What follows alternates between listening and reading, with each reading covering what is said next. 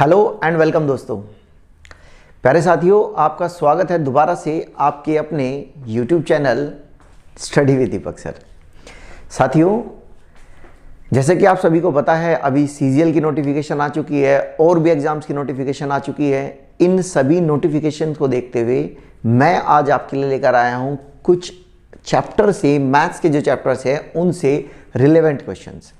Maths के वो questions जो मुझे लगते हैं कि ये एग्जाम में आ सकते हैं और आए हुए हैं कभी ना कभी पीछे एग्जाम्स में, इसीलिए आज आपके लिए एक पार्ट 1 लेकर आया हूं।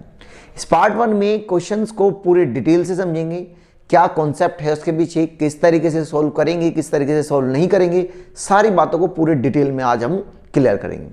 और अगर आप हमारे साथ पहली बार इस वीडियो को देख रहे हैं और इस चैनल पर विजिट कर रहे हैं तो थोड़ा सा आगे बढ़ने से पहले आप हमारे चैनल को लाइक, शेयर और सब्सक्राइब करना ना भूलें। चलिए दोस्तों, पहला क्वेश्चन देखते हैं। फर्स्ट क्वेश्चन आपको डिस्प्ले पर दिख गया होगा, क्या क्वेश्चन है क्या नहीं है। क्वेश्चन में दिया क्या गया है, मैं आपको सीधी बात बता देता हूं। क्वेश्चन में यह बोला गया है कि 2 पर्सन है ए और बी, उनका इनकम का जो रेशियो है वो 2:1 है, उनकी सेविंग का जो रेशियो है वो 4:1 है और उनके एक्सपेंडिचर का रेशियो जो है वो 5:3 है। ये डाटा हमारे पास गिवन है। क्लियर बात। अब उसने एक डाटा में एक बात और बोली है कि दोनों की जो मंथली इनकम है, मंथली जो सेविंग है, जो मंथली सेविंग्स है वो 5,000 रुपए है। अब वो बी का पूछ रहा है कि बी की इनकम कितनी होगी। ये क्वेश्चन में पूछा गया है। जो क्वेश्चन में पूछा गया है, इस क्वेश्चन को करने के लिए आपकी सिंपल सी अप्रोच क्या होगी, पहले आप इनमें तीनों में रिलेशन समझो। क्या है इनकम? टोटल वेतन, किसी भी व्यक्ति का टोटल आय कितनी है, वेतन कितना है, सेविंग कितनी वो बचत करता है, और एक्सपेंडिचर वो मंथली या ईयरली कितना खर्च करता है ओवरऑल डाटा को लेकर। समझो बात को क्या है। अगर हम देखें, इनकम जो होती है उसमें से अगर मैं एक्सपेंडिचर को माइनस करता हूं तो सेविंग आना चाहिए, या इनकम में से अगर मैं सेविंग माइनस कर दूंगा तो एक्सपेंडिचर आना चाहिए। मैंने दूसरे वाले टर्म्स को उठा लिया। अगर दूसरे वाले टर्म्स को मैं उठाता हूं तो आप यहां से एक बात देखो, ये है इनकम, ये है एक्सपेंडिचर। अगर मैं इनकम से सेविंग को माइनस, एक्सपेंडिचर को माइनस करूं, 2 से 5 को माइनस करूं तो 4 आता है according to question, but according to the data यहां पर 3 आ रहा है। समझ गए? 5 और 3 में, और 5 और 2 में गैप 3 का है, लेकिन डाटा के हिसाब से 4 का गैप है। तो कहीं ना कहीं इस क्वेश्चन को हल्का सा मोल्ड किया गया। अब क्या करें, आप सबसे पहले ए और बी में लिखेंगे डाटा, इट्स इनकम, यहां लिख लेंगे एक्सपेंडिचर 5:3। अब आप इसमें किसी ऐसे नंबर की मल्टीप्लाई करेंगे, चाहे दोनों में करनी पड़ जाए, जो बीच में गैप 4 और 1 का गैप ले आए। इन दोनों में अंतर कितने का ले आए? 4 और 1 का गैप ले आए। मैंने ऊपर मल्टीप्लाई कर दी 7 से, नीचे मल्टीप्लाई कर दी 2 से। अब दिमाग में क्वेश्चन ये आ रहा होगा, जी सर आपने अचानक से ऐसे किसी भी 7 से मल्टीप्लाई कर दी, यहां पर 2 से मल्टीप्लाई कर दी। तो दोस्त मेरे, ये बात ध्यान से समझ लीजिए कि आपको ये बात बिल्कुल रैंडमली सोचनी होगी, कोई पर्टिकुलर ट्रिक ना यूज करके। अगर वैसे यूज करोगे तो बड़ा लेंथी हो जाएगा। आप रैंडमली दिमाग लगाइए कि मैं इस नंबर में कितने की मल्टीप्लाई करूं और इस नंबर में कितने की मल्टीप्लाई करूं, ताकि दोनों का जो गैप है वो कितना हो, 4 हो जाए, या दोनों का गैप जो है 1 हो जाए। इसी चीज को देखते हुए मैंने यहां से मल्टीप्लाई करी 2 की, तो ऊपर का जो रेशियो है वो कितना बन गया दोस्त मेरे, वो बन जाता है, इसकी मल्टीप्लाई पूरे नंबर में होगी, यहां 14 हो गया, इसकी मल्टीप्लाई यहां होगी, यहां 7 हो गया, इसकी मल्टीप्लाई यहां हुई तो यहां 10 हो गया, और इसकी मल्टीप्लाई यहां हुई तो यहां 6 हो गया। मैंने देखा इसमें 1 का गैप है, बिल्कुल सही है जी, हम ऐसे ही कर रहे थे, 1 ही चाहिए था इधर गैप। मैंने इनमें देखा दोनों में 4 का गैप है जी, मुझे 4 का गैप चाहिए था। बिल्कुल हमारी बात सही चल रही है, कोई फर्क नहीं, ठीक है। अब उसने ये कहा है सेविंग की वैल्यू दी है, लेकिन हमारे पास यहां पर कितना है, रेशियो में है 4:4 + 1 की वैल्यू उसने 5,000 दी है। कितनी दी है? 5,000। तो यहां से आप कैलकुलेट कर लोगे एक की वैल्यू कितना आ जाएगा अपॉन 5, तो 1000 आ जाएगी एक की वैल्यू। इस बात से ये बात समझ में आई कि जितना ये डाटा में दिख रहा है ये ओवरऑल डाटा 1000 गुना है। अर्थात अगर वो पूछता income of A, it is a income of A, आप इसमें मल्टीप्लाई कर देंगे 1000 की तो ये हो जाएगा 14,000। इनकम ऑफ बी आप इसमें मल्टीप्लाई कर दोगे 1000 की तो ये हो जाएगा 7000। Expenditure of B, clear, expenditure of B multiply by 1000 6000 हो गया। Expenditure of A multiply by 1000 तो ये साथियों 10,000 हो गया। इसी तरीके से ये क्वेश्चंस किए जाते हैं। और इसमें पूछा क्या था, पूछा था income of B, that's answer will be 7000। Answer क्या हो जाएगा दोस्तों 7000। क्वेश्चन को बड़े आराम से डिटेल में समझिए और ये क्वेश्चन का एक सिंपलेस्ट, आई थिंक सो बहुत सिंपलेस्ट प्रोसेस है जो इस तरह के क्वेश्चंस को कर सकता है। ठीक है, अब हम चलते हैं नेक्स्ट क्वेश्चन की ओर। इसे मैं रफ कर देता हूं, आप इसका स्क्रीनशॉट ले लीजिए। ठीक है, अब हम नेक्स्ट क्वेश्चन की ओर अप्रोच करते हैं। हमारा नेक्स्ट क्वेश्चन किससे है और कैसे है, क्वेश्चन में क्या बोला गया क्या नहीं बोला गया, एक बार देखिए जरा क्वेश्चन में क्या कहा गया है।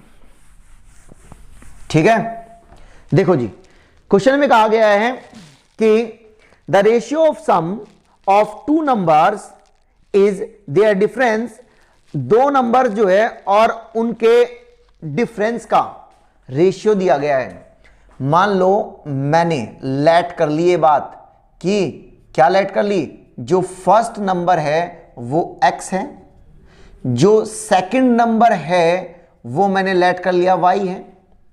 अब रेशियो दिया है इसने कि पहले क्या बोला है, पहले बोला है ratio of sum of two number x plus y, sum कर दिया। इसका रेशियो दिया है किसके साथ, and their difference x minus Y is equal to 5:1। अब वो पूछना चाह रहा है ratio of greater number and smaller number. हमसे फाइंड आउट क्या करवाता है वो, ग्रेटर, जो ग्रेटर नंबर है और जो स्मॉलर नंबर है इनका रेशियो निकलवाना चाहता है। आप समझ रहे हैं ना बात को, क्वेश्चन समझ में आना चाहिए कि क्वेश्चन में क्या कह रहा है वो। सभी क्वेश्चंस आप लोगों को दिख भी रहे होंगे, क्वेश्चन डिस्प्ले पर शो है। अब देखिए क्या कहा इसने। पहले हमने देखा कि इसमें ये है, मैंने सीधी सी एक बात समझ लो आप, इसे समझने से पहले एक बात समझो। अगर मान लो x minus Y is equal to A दिया है यहाँ पे और x plus Y is equal to B दिया है, और वो आपसे कहता है कि x और y दोनों की वैल्यू बताइए। क्या कहता है, x और y दोनों की वैल्यू बताइए क्या होगी। तो इसे ना ट्रिक से कैसे कर सकते हैं, जब इस तरीके से दिया गया हो फॉर्मेट, आप x की वैल्यू निकालेंगे, दोनों को जोड़ देंगे और हाफ कर देंगे, दोनों को जोड़ेंगे दोस्तों और हाफ कर देंगे, a प्लस बी बाई 2, तो साथियों ये हो जाएगी x की वैल्यू। इस फॉर्मेट में जब वो y की वैल्यू निकालने के लिए कहता है तब आप क्या काम करोगे, दोनों का डिफरेंस करोगे। क्या करोगे, दोनों का डिफरेंस करोगे, a डिफरेंस b और फिर इसे हाफ कर दोगे, ये y की वैल्यू हो जाएगी। दोनों का क्या करोगे, डिफरेंस करोगे और आपको मिल जाएगी y की वैल्यू। इस वाली इक्वेशन से जो रेशियो है, इससे मैं ये बात कह सकता हूं क्या कि x plus Y is equal to 5 और जी x minus Y is equal to 1। समझिए मेरी बात को, x plus Y is equal to 5 और x minus Y is equal to 1। अब मुझे यहां से a और b दोनों की सॉरी x और y दोनों की वैल्यू चाहिए, तो क्या करेंगे, इसमें हमें ये वाली बात अप्लाई करनी होगी। इजी बात है, x निकालोगे, दोनों को जोड़ेंगे हम और आधा कर देंगे, 5 और 1 6 और आधा किया 3। दोबारा सुने, 5 और 1 6 और आधा किया, हाफ किया 3। y की वैल्यू, दोनों का डिफरेंस करेंगे, डिफरेंस कितना होगा 5 माइनस 1 4 और हाफ 2 हो गया जी। इतनी बात पूछी थी उसने।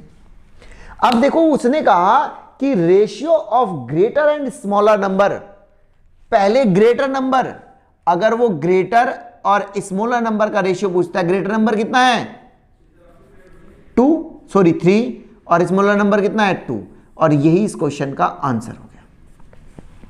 यही इस क्वेश्चन का क्या होगा आंसर हो गया। साथियों साथ ही साथ आप लाइक शेयर सब्सक्राइब भी करते चले, लाइक तो करें शेयर भी करें, तभी तो सेशन थोड़ा सा इंटरेस्टिंग होगा आगे। चलिए आगे देखते हैं नेक्स्ट क्वेश्चन, इसका स्क्रीनशॉट ले लीजिए। ठीक है, अब हम चलते हैं नेक्स्ट क्वेश्चन की ओर। और दोस्तों जो नेक्स्ट क्वेश्चन है हमारा वो है ये। क्वेश्चन में कहा कि इसने कहा if A works alone, A जो है कार्य अकेला करता है, he would take 4 days more complete to job then if both A and B work together. If B work alone, he would take 16 days more to complete the job than if both A and B work together. How many days would they take to complete the work in both of them work together? मैं समझाता हूं क्या कह रहा है वो कहना ये चाह रहा है कि यदि A अकेला किसी काम को करता है तो वो कितने दिन लेता है, 4 दिन ज्यादा लेता है, 4 है ना, हाँ 4 दिन ज्यादा लेता है एज कंपेयर ऑफ जब दोनों काम कर रहे हो ए और बी। ठीक, और यदि बी अकेला उस काम को करता है, यदि बी अकेला उस काम को करता है तो वो 16 डेज अधिक लेता है एज कंपेयर ऑफ जब दोनों काम करते हैं मिलकर ए और बी। क्लियर है बात यहां तक? ऐसे क्वेश्चंस के लिए ट्रिक क्या है, सीधी सी बात है, ये इस फॉर्मेट, जो ये फॉर्मेट का क्वेश्चन है, इस फॉर्मेट के क्वेश्चन में ये ट्रिक बहुत इजी है। ठीक, मैं यहां पर नोट डाल के लिखवा रहा हूं, ये बात नोट कर लेंगे बहुत अच्छे तरीके से। क्या कि जितना ज्यादा या जितने लिखो, जितने ज्यादा डेज हैं उनकी गुना करके वर्गमूल का मतलब है स्क्वायर रूट लेते हैं। जैसे ए था, ए क्या कर रहा था, x डेज मोर, मान लो x days more than a plus B, मतलब ए जब ए और बी काम कर रहे थे किसी काम को, उससे x डेज ज्यादा लेता है, और अगर बी करता है y days more than a plus B, same statement इसके लिए। तब अगर उसने पूछा कि a और b अगर इस वर्क को करे तो कितने दिनों में करेंगे, आप क्या काम कर दोगे, दोनों की मल्टीप्लाई करोगे, ये जो है x इंटू वाई और स्क्वायर रूट ले दोगे तो आंसर आ जाएगा कि इतने डेज में कंप्लीट कर लेंगे a और b। समझ गए, a और b इतने डेज में कंप्लीट कर लेंगे, ये इसका शॉर्ट से शॉर्ट मेथड समझ लीजिए। तो यहां पर क्या दिया था उसने, इसमें दिया था 4 डेज कि a जो है 4 दिन ज्यादा लेता है, इसमें कितना था 16 डेज कि ये 16 डेज ज्यादा लेता है। क्या करेंगे दोस्तों, 4 इंटू 16 और कर देंगे स्क्वायर रूट। जब आप इसका स्क्वायर रूट करोगे तो इससे आ जाएगा 2 और इससे आ जाएगा 4, और साथियों आंसर हो जाएगा 8 डेज। और यही इस क्वेश्चन का सही आंसर था, यही इस क्वेश्चन का सही आंसर था। साथ ही साथ जो उसके बैकग्राउंड में, जो उसके पीछे कॉन्सेप्ट है, जो उसके पीछे कॉन्सेप्ट काम कर रहा है वो समझने हम, और जो एक्चुअल में हमारी सिंपलेस्ट अप्रोच होनी चाहिए उस पर काम कर रहे हैं हम। और इसीलिए ये आज का सेशन बड़ा ही इंटरेस्टिंग होगा। चलिए एक के बाद एक क्वेश्चन आ रहे हैं आप लोगों के सामने, इसे अब हम रफ करते हैं और नेक्स्ट क्वेश्चन की ओर चलते हैं कि नेक्स्ट क्वेश्चन हमारा क्या होगा। नेक्स्ट क्वेश्चन को देखिए ध्यान से, आप लोग सभी को दिख रहा होगा क्वेश्चन क्या है। चलो मैं भी पढ़ देता हूं क्या क्वेश्चन है। क्वेश्चन में कहा इसने कि 2 men and 5 women can do a piece of work in 12 days। ठीक है, 12 दिनों में करते हैं। 5 men and 2 women can do that work in 9 days। Only 3 women can finish the same work। देखो ये भी टाइम एंड वर्क से था। क्या था इसने कहा 2 आदमी 2 मैन और प्लस 5 वुमेन ये 12 दिनों में फिनिश कर रहे हैं, जबकि 5 मैन और 2 वुमेन कर रही हैं 9 दिनों में। उसने हमसे पूछा है कि अगर 3 वुमेन एक साथ करे तो कितने दिनों में करेगी। वर्क सेम है, वर्क सेम है, बिल्कुल दिमाग से निकाल दीजिए बात, वर्क सेम है, वर्क सेम है। तो इस क्वेश्चन की अप्रोच क्या हो, बहुत इजी सी अप्रोच है, बहुत इजी सी। इससे पहले बैकग्राउंड में या इसका कॉन्सेप्ट समझिए, कॉन्सेप्ट क्या है। हम सभी जानते हैं एक बात, एक होती है इफिशिएंसी। क्या होती है? इफिशिएंसी।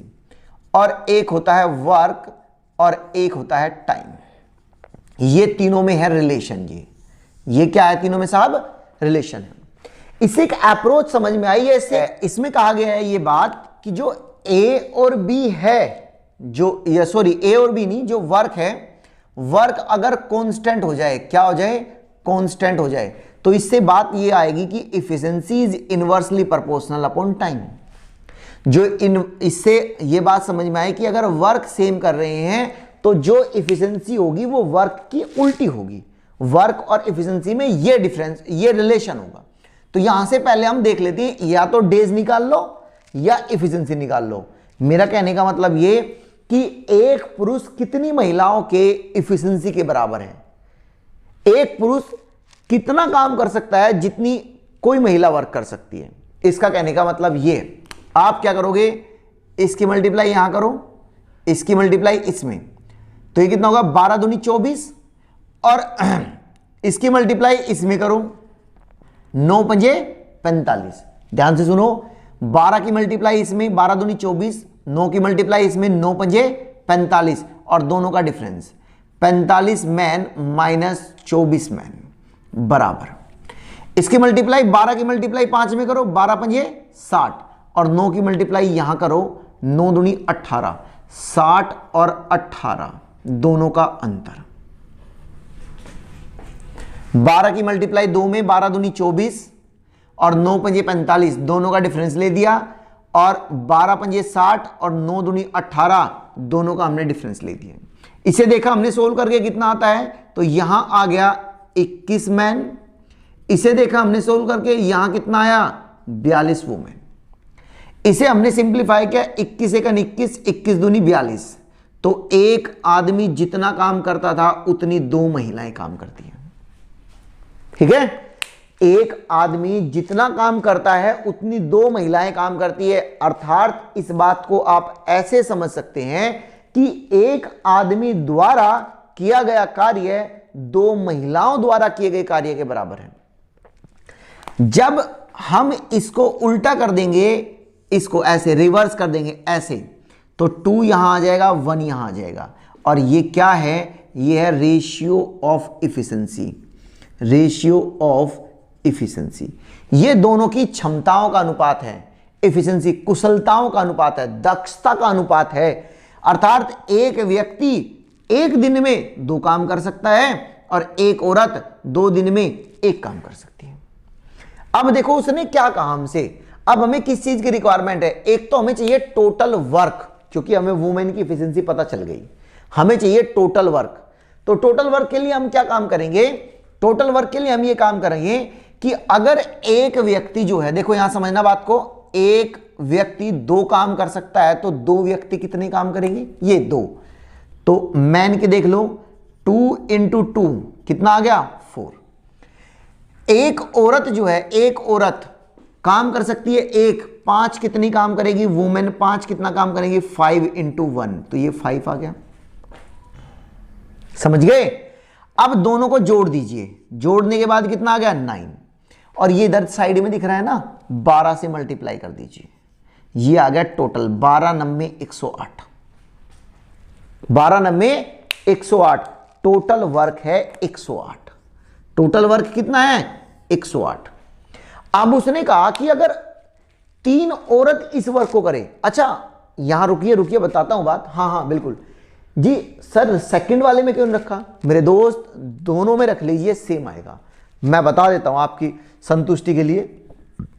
5 यहां कितना है 2, तो 5 में मल्टीप्लाई करेंगे 2 की कितना हो जाएगा 10, 2 और 1, 2 में 1 की मल्टीप्लाई करेंगे तो कितना होगा 2, कितना हो गया 12, कितना हो गया 12, और इधर कितना है 9, इससे मल्टीप्लाई कर दीजिए और 12 9 108, इधर भी 108 आ गया, समझ गए, इधर भी 108 आ गया, दोनों बराबर आएंगे।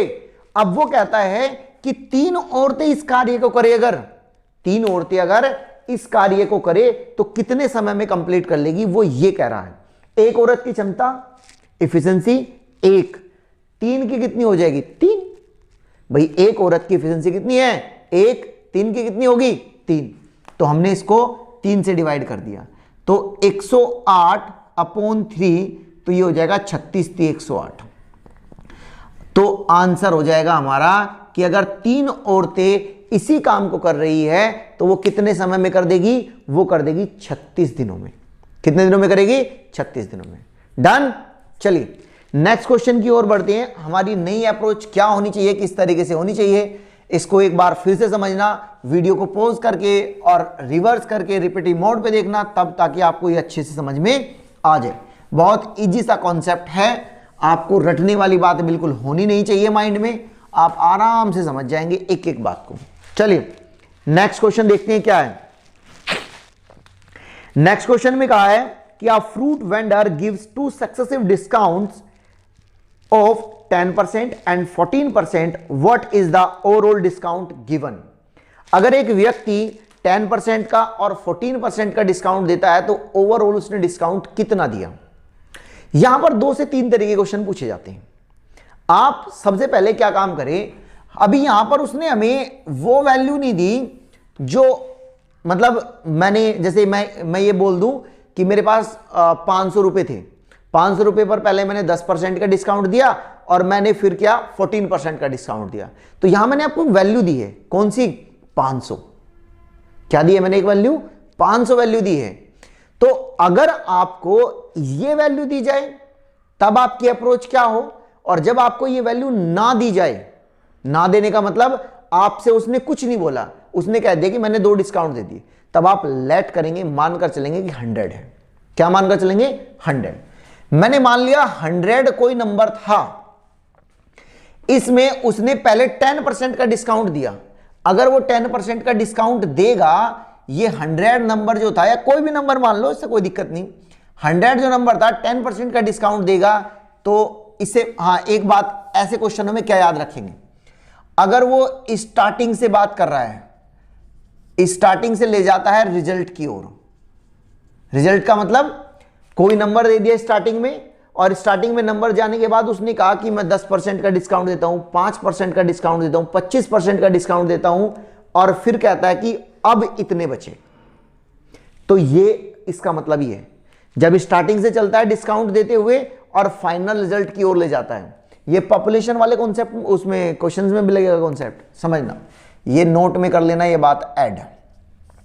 तब आप इसमें क्या करेंगे, पहली कंडीशन ये, कंडीशन फर्स्ट, ये कंडीशन फर्स्ट, क्या करोगे, जो चेंज दिया गया है, जो चेंजिंग दी गई है, चेंजिंग का मतलब जैसे 10% दिया गया चेंज, 10% डिस्काउंट दिया गया, तो 10 घटाओ 90 बच गया, तो आप उससे कर देंगे मल्टीप्लाई, उससे क्या करेंगे मल्टीप्लाई, और 100 से क्या कर देंगे डिवाइड कर देंगे, 100 से क्या करेंगे डिवाइड करेंगे, जिस नंबर के मल्टीप्लाई कर रहे हैं उसी के नीचे डिवाइड कर देंगे 100 से।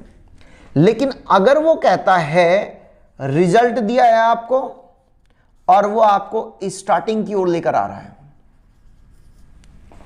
रिजल्ट देने का मतलब उसने कहा कि मैंने 10% का डिस्काउंट दिया, मैंने 20% का डिस्काउंट दिया, मैंने 30% का डिस्काउंट दिया और अब नंबर 350 हो गया। तो एंड दिया है ना आपको उसने, आफ्टर चेंजिंग जो रिजल्ट आया है, जो नंबर बचा है या कुछ भी बचा है वो दिया है ना, और आपसे पूछा था कि ओरिजिनल नंबर कितना था, इनिशियल नंबर कितना था, तब आप इस वाली अप्रोच को लगाएंगे। इस अप्रोच में क्या है, ये इसकी अपोजिट है। जो चेंजिंग दी गई है इसमें, जो चेंजिंग दी गई है उससे तो कर देंगे आप डिवाइड और 100 से कर देंगे आप मल्टीप्लाई। 100 से क्या कर देंगे आप, मल्टीप्लाई। ठीक, सुनो, कोई नंबर नहीं दिया गया, मैंने नंबर मान लिया 100। 10% का डिस्काउंट दिया, देखो यहां से चल रहा है और 10% का डिस्काउंट, तो डिस्काउंट निकाल दो, निकाल दिया, कितना बचा 90%, तो 90 से आपने मल्टीप्लाई कर दी और जितनी बार चेंज हुआ है उतनी बार 100 से डिवाइड। अगेन उसने क्या कहा कि 14% का डिस्काउंट दिया, डिस्काउंट निकालो, कितना बचा 86, तो मैंने 86 से मल्टीप्लाई कर दी और 100 से डिवाइड कर दिया। ये बात का मतलब है, समझे? ठीक है, समझोगे यार, क्यों नहीं समझोगे? इस 100 से ये 100 कैंसिल, इस एक 0 से ये 0 कैंसिल, मल्टीप्लाई कर लीजिए जी, कितना आया 9 की मल्टीप्लाई हमें करनी है 86 में। 9 8 72 720 और 9 6 54, कितना हो गया 776। देखो 9 8 72 और 9 6 54, 9 6 54, 9 6 54, 4 7 और 7, इतना हो गया। कितना हो गया ये हो गया 777.4। क्यों पॉइंट आया? क्योंकि नीचे एक 0 है, मैंने पॉइंट लगा दिया, इतने %। ठीक, अब उसने क्वेश्चन में ये नहीं पूछा, उसने कहा कि ओवरऑल कितना डिस्काउंट हो गया। अब देखो जी, ओवरऑल डिस्काउंट कितना हुआ, इसे आप अब 100 में से मल्टीप्लाई और डिवाइड माइनस कर दो। अगर आप इसको 100 में से माइनस करोगे तो यहां 0, 10 में से 6 गए और 4 गए 6, इधर 9, 9 में से 2 गए 2 और 9 में से 2 गए 2, तो ये आ गया जी दोस्त मेरे 22.6% जो इस क्वेश्चन का आंसर होना चाहिए, हमारा आंसर होगा ये।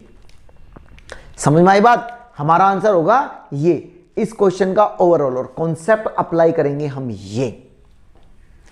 समझ गए मेरी बात को? ठीक है दोस्त, अब हम चलते हैं अगले क्वेश्चन की ओर, अगले अप्रोच की ओर। क्या हमारी अप्रोच होनी चाहिए और क्या नहीं होनी चाहिए। बहुत इजी सी अप्रोच होगी, ज्यादा टफ टास्क नहीं है। कभी सोचो कि ज्यादा टफ टास्क है, बहुत इजी सी टास्क है। नेक्स्ट क्वेश्चन देखिए क्या है। नेक्स्ट क्वेश्चन में कहा कि 6 friends have an average height of 167 centimetre. Rahul with height 162 centimetre leaves, what is the new average of height. Height का एवरेज क्या होगा। अब यहां भी कॉन्सेप्ट समझेंगे बात को, टेंशन लेने वाली कोई बात नहीं है दोस्त मेरे। आपको कॉन्सेप्ट और जो क्वेश्चन है उस पर काम करते हैं। ये एवरेज की बात कर रहा है दोस्त, एवरेज। एवरेज का मतलब जो मैं सीधी सी बात में करूं, बुकिश लैंग्वेज नहीं, जो सीधी सी बात करें हम, जो बिल्कुल स्ट्रेट फॉरवर्ड समझ सकते हैं, वो है समान बंटवारा। समान बंटवारा। अगर कोई भी नंबर है, कोई भी नंबर, 3 नंबर दिए गए हैं, 4 नंबर दिए गए, तो उनमें आपस में समान बंटवारा होना चाहिए, समान हिस्सेदारी होनी चाहिए, तभी जाकर आप समझ लीजिए कि वो एवरेज है। जैसे अगर मैंने कहा आप लोगों से 3 नंबर दिए गए, जैसे में 3 नंबर दिए गए, एक दिया 42, एक दिया 45 और एक दिया 48, और मैं कहता हूं जी तीनों का एवरेज बताओ।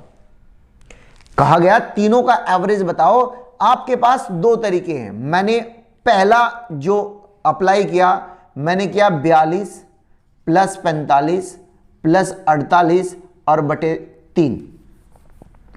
यही तो एक अप्रोच लगाते हैं हम जनरली।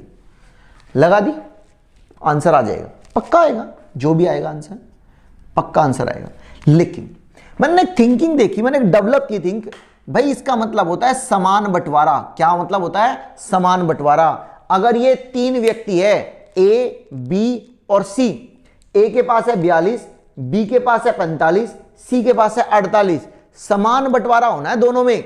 अगर समान बंटवारा होगा तो सबके पास बराबर पैसे आने चाहिए, सबके पास बराबर पैसे आने चाहिए। इसीलिए मैंने तीनों में यह सोच लिया कि कोई समान पैसे आएंगे। कितने सोच लिए मैंने सोच लिया कि 45-45 तीनों के पास आने चाहिए।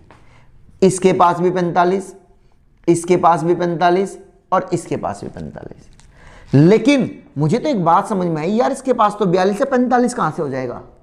इसके पास क्या है 42, 45 कहां से हो जाएगा? तो मैंने देख लिया जी 3 कम है। इसके पास 45 देने थे, 45 के पास है, इसे कुछ जरूरत नहीं, किसी की कोई जरूरत नहीं। इसके पास जो है, इसके पास 45 देने थे, लेकिन इस महाशय के पास 45 ज्यादा है, ओ सॉरी 3 ज्यादा है। इसके पास क्या है 3 ज्यादा है। अब एक बात समझो यार, अगर बात यहां समझ में आ रही है तो ये 3 अपनी इस 3 को दे देगा, हो गया क्या 0 0 0। तो इस क्वेश्चन का आंसर क्या हो जाएगा 45। इस क्वेश्चन का आंसर क्या हो जाएगा 45, अर्थात समान बंटवारा होगा। एक तो ये बात समझनी चाहिए थी आपको। ये दूसरी बात क्या समझनी है इस क्वेश्चन में समझने के लिए, यहां से ही बात समझ में आई कि जिसके पास कम होगा वो लेगा। देखो ये बात समझ में आई। मैंने जो एवरेज एक तैयार किया है, अगर मेरे पास जितना एवरेज है उतने हैं तो ना तो मुझे किसी को देने की जरूरत है, ना ही मुझे किसी से लेने की जरूरत है। अगर मेरे पास एवरेज से ज्यादा है तो जितने भी बाकी बचेंगे, रिमेन बचेंगे, उसमें मैं ओवरऑल डिस्ट्रीब्यूट कर दूंगा।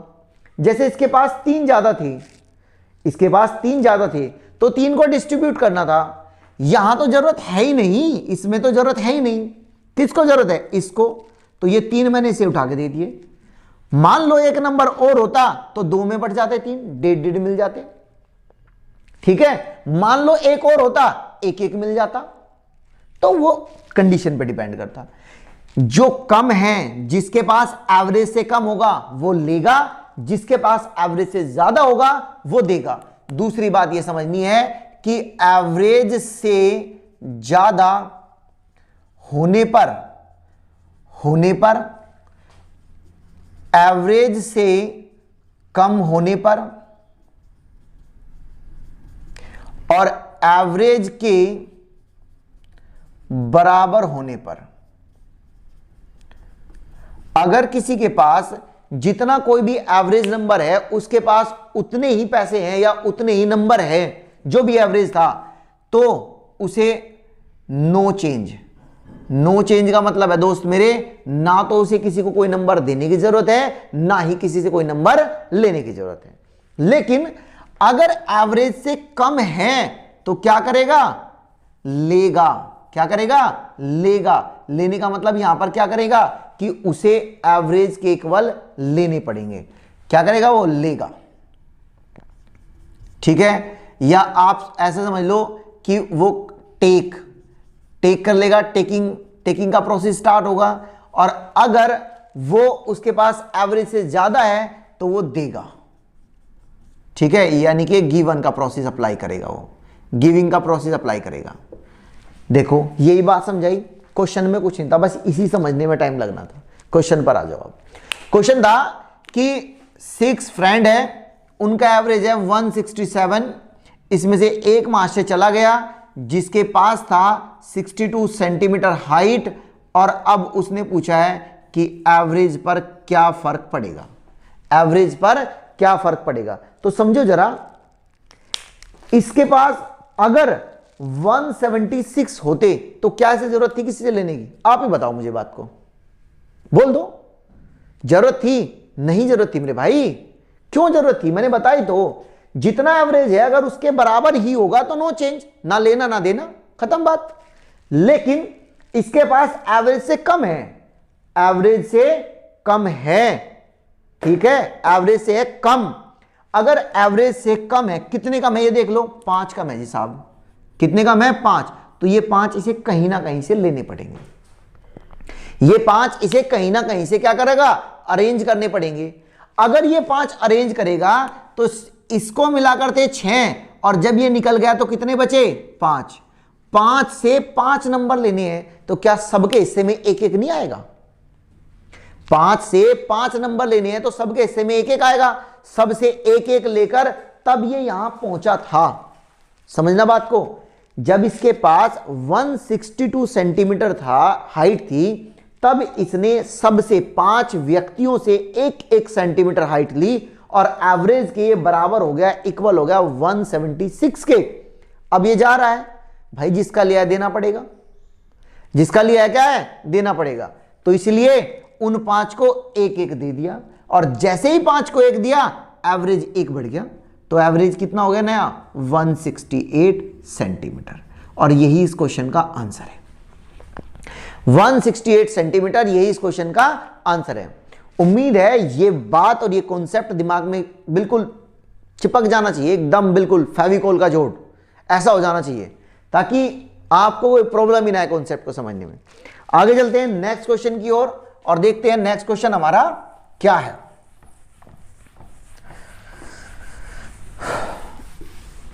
आप यार लाइक शेयर नहीं करते चीजों को, अगर आप लाइक शेयर करो तो बड़ा ही अच्छा रहेगा। नेक्स्ट क्वेश्चन देखो क्या है। नेक्स्ट क्वेश्चन में बोला गया है कि एक महिला है, सेला परचेज 20 kg एप्पल्स, इसने कहा 20 kg एप्पल्स खरीदती है एट द रेट ऑफ 15 रुपए पर केजी। फिर इसने कहा and another 10 kg apples at the rate of 20 kg पर 20 rupee per kg. What is the average cost price of whole the apples. इसने क्या किया, 20 kg खरीदे, ये है अमाउंट, ये क्या है अमाउंट और ये है प्राइस, सॉरी मतलब मैट्रिक, ऐसे लिख लो, ये है प्राइस और ये है मतलब मात्रा, मात्रा के लिए क्वांटिटी समझ लो, ऐसे समझो, ये हो गया प्राइस, ये हो गया क्वांटिटी। प्राइस कितना था पहले वाले का, पहले वाले का प्राइस था 15 रुपए, ठीक है 15 रुपए पर केजी, और कितने खरीदे 20 kg खरीद लिए। तो क्या मैं ये नहीं कह सकता कि टोटल प्राइस कितना हो जाएगा, टोटल कितने रुपए लगाए होंगे, इन दोनों की गुना 20 गुना 15, बताओ इतनी बात समझ आ गया भाई। 15 रुपए पर केजी के हिसाब से मैंने 20 kg एप्पल खरीदे, तो 22 गुना 15 के हिसाब से मैंने 15 दूनी 30, तो 300 रुपए के नहीं खरीद लिए, 300 रुपए से मैं खर्च कर दिए। ठीक है जी, सही है सर। फिर उसने कहा कि 10 रुपए, 10 नहीं है 20 रुपए केजी के हिसाब से, शायद अनदर 10 kg, हाँ 20 रुपए पर केजी के हिसाब से 20 रुपए पर केजी के हिसाब से 10 kg खरीद लिए, 20 रुपए पर केजी के हिसाब से मैंने 10 kg खरीद लिए। अब इसमें बात बताओ जी, 20 गुणा 10, तो क्या 200 रुपए मैंने यहां खर्च नहीं कर दिए, टोटल 200 रुपए यहां खर्च कर दिए मैंने टोटल।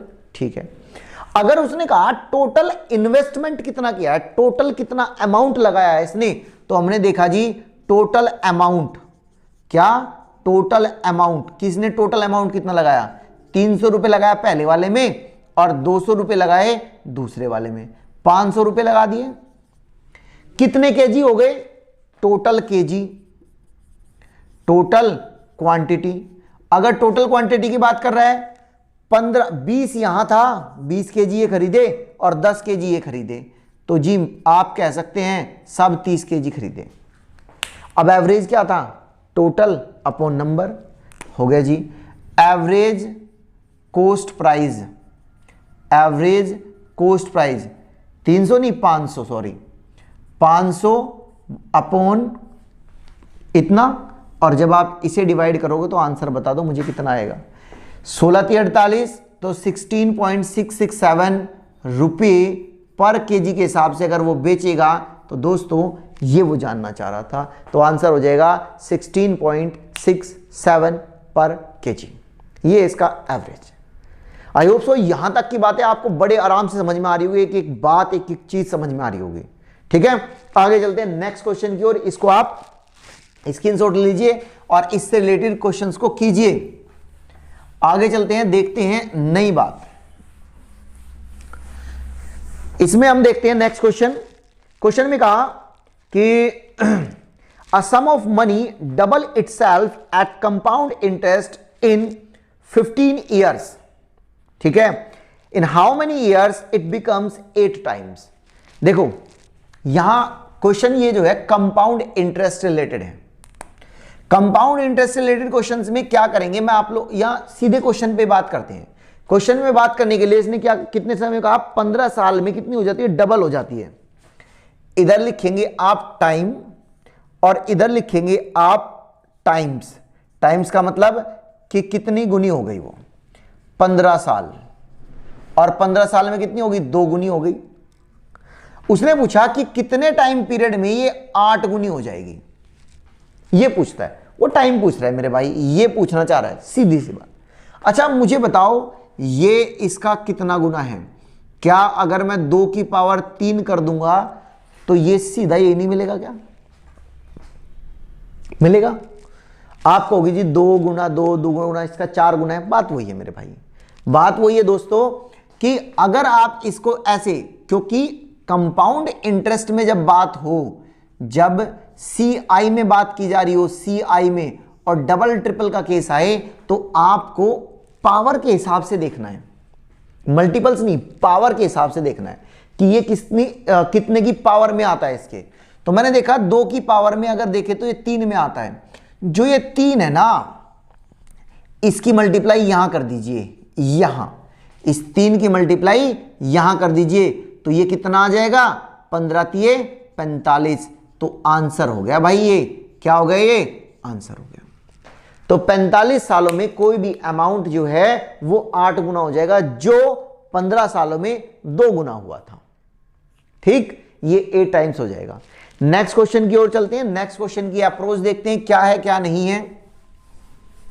चलिए नेक्स्ट क्वेश्चन है दोस्तों, ये तो आपको देखना पड़ेगा, x to the power under root x is equal to x into x root x whole power x, then the find the value of x। Question लिखता हूं, ऐसे समझ नहीं आएगा। Find the value of x, x दिया है और इसकी पावर है root x is equal to x into root x और इसकी पावर है x, और वो आपसे x निकलवा रहा है। देखो कितनी बार x है, कंफ्यूज होने की जरूरत नहीं है। यहां बात आप समझोगे, ये है घातांक और करनी से। ठीक, कैसे करेंगे, ऐसे समझो कि अगर कोई a नंबर है और उसकी पावर a नहीं, हाँ चलो यही समझ लो, a कोई नंबर है उसकी पावर है n, a कोई नंबर है उसकी पावर क्या है n, और इसी के साथ कोई a नंबर और है और उसकी पावर है m। तो इसमें क्या होगा, a कोई नंबर है उसकी पावर n है, a कोई नंबर है उसकी पावर है n, अलग अलग है। तब ये जो नीचे होता है इसे तो कहा जाता है आधार, इसे क्या कहते हैं हम, आधार, बेस कहते हैं भाई इसको। ये जो ऊपर होता है इसे कहते हैं पावर, इसे क्या कहते हैं, पावर, इसे घात कहते हैं भाई, क्या कहते हैं इसे, घात। यहां से एक बात समझ में आई कि जब आधार समान हो, बेस इक्वल हो, तो पावर जो होती है, जो घात होती है, वो जुड़ जाती है। बेस को एक बार लिखेंगे और घात को जोड़ देंगे, बेस को एक बार लिखेंगे और घात को जोड़ देंगे। पहली तो बात ये थी समझने की। यहां पर दूसरी बात क्या है समझने की, तो साथियों दूसरी बात ये है यहां पर समझने की कि अगर a की पावर n इंटू b की पावर n, अब की बार क्या है कि आधार जो है, आधार वो डिफरेंट है, आधार अलग अलग है और घात समान है।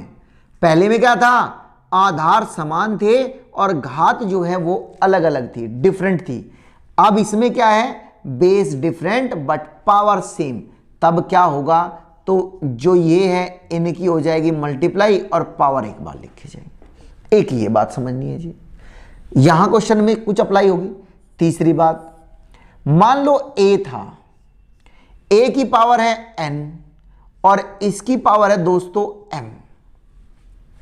a की पावर n है और इस पूरे की पावर है m। तब क्या करेंगे, तब मेरे साथियों इसमें a की पावर जो है इन दोनों की हो जाती है गुना, मल्टीप्लाई, n इंटू m। क्या होता है, n इंटू m। समझ गए बात को? अच्छा जी, फोर्थ बात समझिए। फोर्थ बात में क्या समझना है, अगर a की पावर n है और इज इक्वल टू ए की पावर m है, a की पावर n, a की पावर m, और दोनों नंबर बराबर हैं। ये नंबर तभी बराबर हो सकते हैं जब क्या m is equal to n हो जाए। ये कंडीशन याद रखेंगे आप। ये नंबर दोनों बराबर तभी हो सकते हैं जब n और m बराबर हो जाए। बस इतनी सी बात समझनी है, सारा काम हो जाएगा। चलो जी क्वेश्चन की ओर चलते हैं। ये रूट तो पता है ना, रूट का मतलब क्या होता है? नहीं पता तो याद रखना, रूट का मतलब होता है पावर हाफ। इसको हमने लिखा क्या? x, इसकी पावर है रूट x बराबर, पहले इसे सोल्व कर लेते हैं। x इसकी पावर हो गई 1, पहले वाले x की, और जो दूसरा x है उसकी पावर हो गई 1/2, और इस पूरे की पावर कितनी है? x। समझ गए? अब आगे समझो। इसे मैंने सोल्व किया, इधर देखो ये वाली बात अप्लाई हो जाएगी ना। ये वाली, जब आधार समान हो तो घात क्या होती है? जुड़ जाती है। आधार समान, base are same and the power will be add. तो बेस सेम है दोनों के, पावर क्या हो जाएगी? ऐड। और हाफ में, एक में आधा जोड़ोगे तो इसकी पावर हो जाएगी 3/2, और की पावर है x। डन है यहां तक बात? आई होप सो बिल्कुल समझ में आ गई हो, बिल्कुल सही बात है। अब आगे चलिए। अब ये है x, देखो ये वाली बात है ना कि मल्टीप्लाई हो जाएगी, तो ये हो जाएगा 3/2 इंटू x, ये x की पावर में हो गया। और इधर कितना है? x to the power √x। समझ गए? यही ऑपरेशन अप्लाई हो रहे हैं इसमें। इतनी बात डन है। अब देखो, कोई चीज अगर किसी नंबर के बेस बराबर है, बेस क्या है? बराबर है, तो घात बराबर होगी। तो यहां से मैं लिख सकता हूं कि √x बराबर 3/2 इंटू x। अभी बताया था मैंने कि अगर आधार बराबर होंगे तो घात बराबर हो जाएगी। तो आधार बराबर है, इसका भी आधार x है, इसका भी आधार x है, तो ये मैंने घात को बराबर लिख दिया। दोनों तरफ का अगर मैं स्क्वायर करता हूं तो स्क्वायर, या ऐसे देख लो, इसका स्क्वायर किया तो ये x आ गया, और इधर स्क्वायर किया तो ऊपर 9 बन गया, नीचे 4, और ये हो गया x²। समझ गए इतनी बात को? ठीक है जी। इसे इधर ले आओ, उसे उधर ले जाओ, तो ये हो जाएगा x² इज इक्वल टू, ये उल्टा हो गया, 4/9। इसे एक x से x कट गया, और x इज इक्वल टू 4/9 इस क्वेश्चन का सही आंसर था। समझ रहे मेरी बात को? इस क्वेश्चन का सही आंसर है 4/9। उम्मीद है ये वाली बात आपको समझ में आ गई होगी, और नहीं समझ में आई है तो एक बार इसको दोबारा से रिपीट करना, दोबारा से देखना, फिर भी इसको मैं डिटेल में समझाऊंगा। बहुत इंटरेस्टिंग चैप्टर है, मेंस में 4 से 5 नंबर का क्वेश्चन आता है, ज्यादा का भी आ जाता है। बहुत इंटरेस्टिंग चैप्टर है और बहुत सारे चैप्टरों में काम करता है। आगे चलते हैं नए क्वेश्चन की ओर, नेक्स्ट क्वेश्चन की ओर, और आज का लास्ट क्वेश्चन है हमारा जो अब हम करने जा रहे हैं। चलिए क्या क्वेश्चन है हमारा, देखते हैं क्वेश्चन क्या है। देखो भाई, क्वेश्चन में कहा है इसने, a certain amount of money earns ₹540 as simple interest in 3 years if it earns compound interest of 375 too at the same rate of interest for 2 years, find the principal. ये जो क्वेश्चन आप लोगों को दिखाई दे रहा है डिस्प्ले पर, इस क्वेश्चन का आंसर आप खुद बताएंगे, और इस क्वेश्चन का आंसर कमेंट बॉक्स में मुझे करेंगे। मैं भी तो देखूं जरा आप कितना मैथ्स पढ़ रहे हो, कितना नहीं पढ़ रहे हैं, और नेक्स्ट वीडियो में आपको इस क्वेश्चन का आंसर मिल जाएगा। ऐसे ही आप मेरे साथ बने रहें, और अभी तक स्टार्टिंग से लेकर अगर आप अभी तक मेरे साथ इस क्वेश्चन में सेशन में जुड़े हुए थे तो उसके लिए धन्यवाद, तहे दिल से धन्यवाद। और आप अपना प्यार ऐसे देते रहें, कमेंट करें, शेयर करें, लाइक करें और सब्सक्राइब करना ना भूलें। जय हिंद दोस्तों, दोबारा से मिलते हैं नए अध्याय के साथ।